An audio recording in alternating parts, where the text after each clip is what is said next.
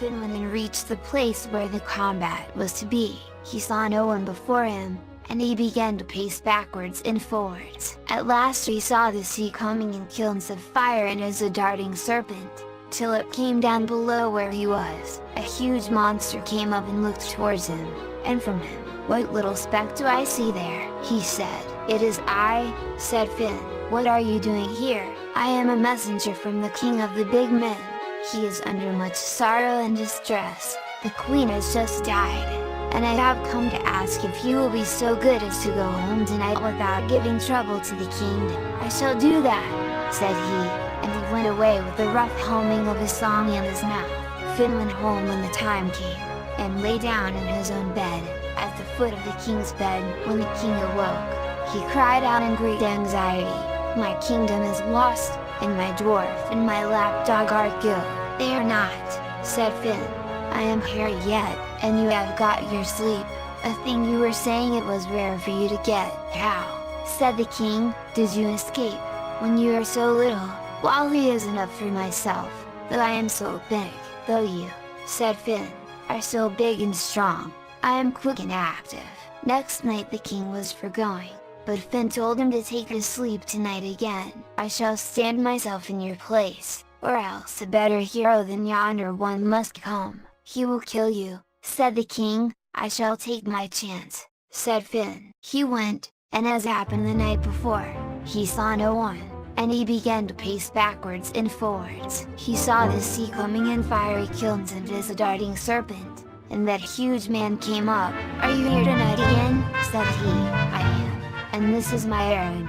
When the queen was being put in the coffin, and the king heard the coffin being nailed, and the joiner stroke, he broke his heart with pain and grief, "And the parliament has sent me to ask you to go home tonight till they get the king buried." The monster went this night also, roughly humming a song, and Fin went home when the time came. In the morning the king awoke in great anxiety, and called out, "My kingdom is lost, and my dwarf and my lapdog are killed." And he greatly rejoiced that Fin and Bran were alive, and that he himself got rest, after being so long without sleep. Fin went the third night, and things happened as before. There was no one before him, and he took to pacing to and fro.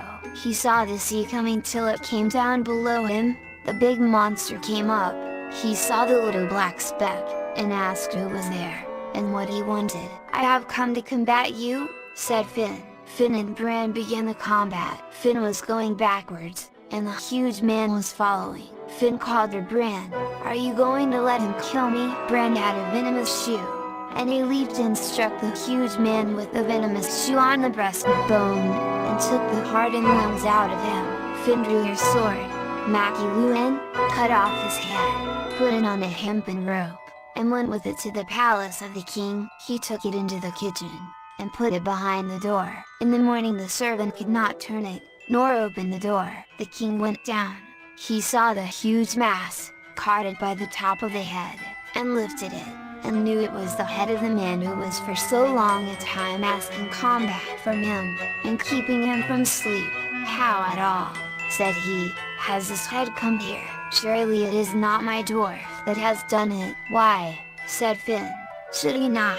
Next night the king wanted to go himself to the place of combat, "Because," said he, "a bigger one than the former will come tonight, and the kingdom will be destroyed, and you yourself killed, and I shall lose the pleasure I take in having you with me." But Fin went, and that big man came, asking vengeance for his son, and to have the kingdom for himself, or equal combat. He and Fin fought, and Fin was going backwards. He spoke to Bran, "Are you going to allow him to kill me?" Bran whined, and went and sat down on the beach. Fin was ever being driven back, and he called out again to Bran. Then Bran jumped and struck the big man with the venomous shoe, and took the heart and the lungs out of him. Fin cut the head off, and took it with him, and left it in front of the house. The king awoke in great terror, and cried out, "My kingdom is lost, and my dwarf and my lapdog are..."